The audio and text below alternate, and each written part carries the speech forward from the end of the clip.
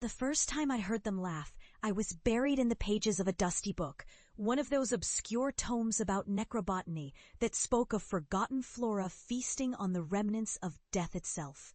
My family gathered around the dinner table, dismissing my passion as mere madness. "You'll disgrace us," my mother had said, her voice trembling with a mix of disdain and concern. "Stop this nonsense before it's too late."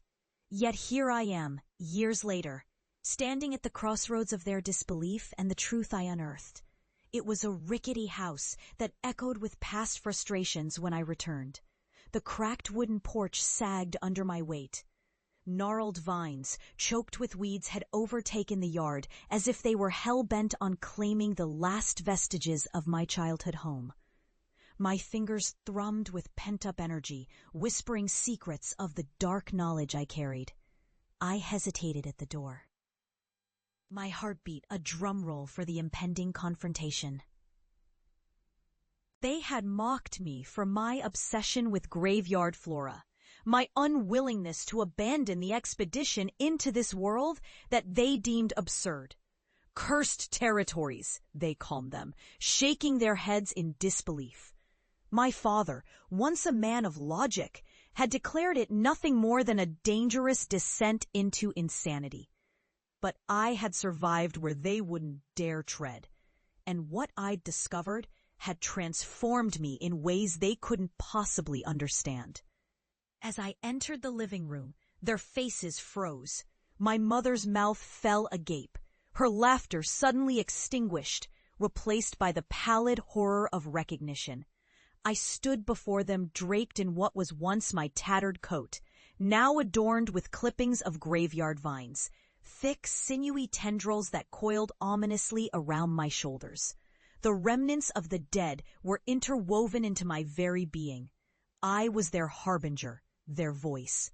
"Look who decided to come back." My older brother spat, his tone heavy with scorn. But it wasn't the mockery that pierced me. It was the palpable fear that lurked just beneath their bravado. They had underestimated my determination, my exploration of flora that thrived in death's embrace. "It's not absurd," I said, voice wavering with the weight of my memories. "You've all seen the news. Scientists are scrambling to understand what I uncovered. The plants, they're alive in ways you can't imagine. That's enough. You need help," my father insisted. His voice trembling now, betraying the courageous facade he had worn for years. Then the air thickened, cloying and heavy. A darkness hung in the corners of the room, creeping closer, intertwining with the familiar shadows of my childhood.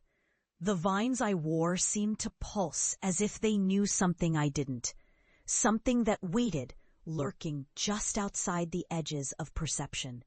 And then it happened. A single ivy tendril, perhaps a remnant of my long-lost curiosity, surged from my coat, snaking out to wrap itself around my brother's wrist.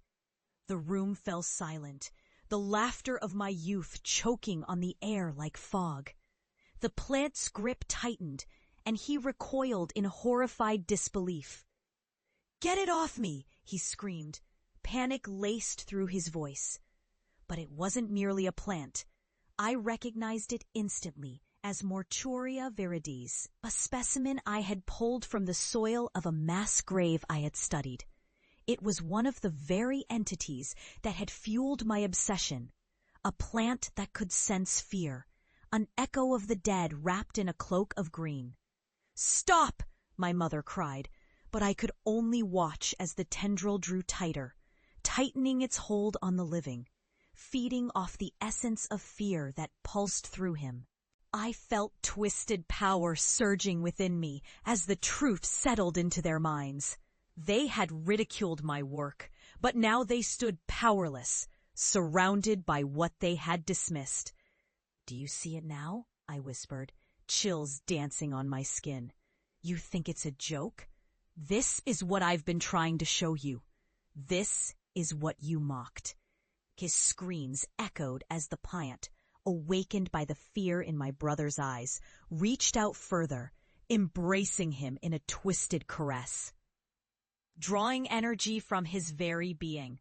The horror of what I had unleashed descended upon the room like a suffocating shroud, colors blurring into darkness. I watched as realization painted their faces. "Don't you see?" I choked. "The graveyard flora, they feed on more than just the dead. They feed on our disbelief, our fear, our ignorance. You told me I was insane. You said I'd disgrace the family. But now I'm the one who knows." As my brother crumpled to the floor, the vine released him, leaving his spirit flickering like a dying flame. I turned to my family. My parents stood frozen, shock etched across their features. They had witnessed the truth that I had long been fighting to reveal, a chilling reminder of the cost of their disdain. They had provoked the darkness, feeding it with their ridicule and scorn. The room grew silent, the shadows receding as I closed my eyes. Expelling the energy that had curled within me, I felt lighter yet heavier. I was a conduit of nature's arcane power, a keeper of secrets that would forever be ignored or feared by those who clung to ridicule. When I finally opened my eyes, the room was still, but my family had changed. They were no longer mocking the mad botanist. They had become witnesses to the very horrors they dismissed. I stepped toward the door, the air heavy with the remnants of my brother's fear and my family's disbelief. "I did what you wouldn't dare," I said softly, my voice echoing against the walls. "Now you must live with the truth that lies in shadow. I will not return to this place, and the weight of your ignorance will haunt you." As I stepped back into the night, I felt a soft tug at my sleeve. The vines brushed against my skin, their whispers promising a path lined with both horror and enlightenment. I had paid a price for my knowledge, but as the darkness fell behind me, I walked forward, knowing that my journey was just beginning. I could hear the remnants of my family's cries behind me, woven into the cadence of the night, a sinister symphony of their own making.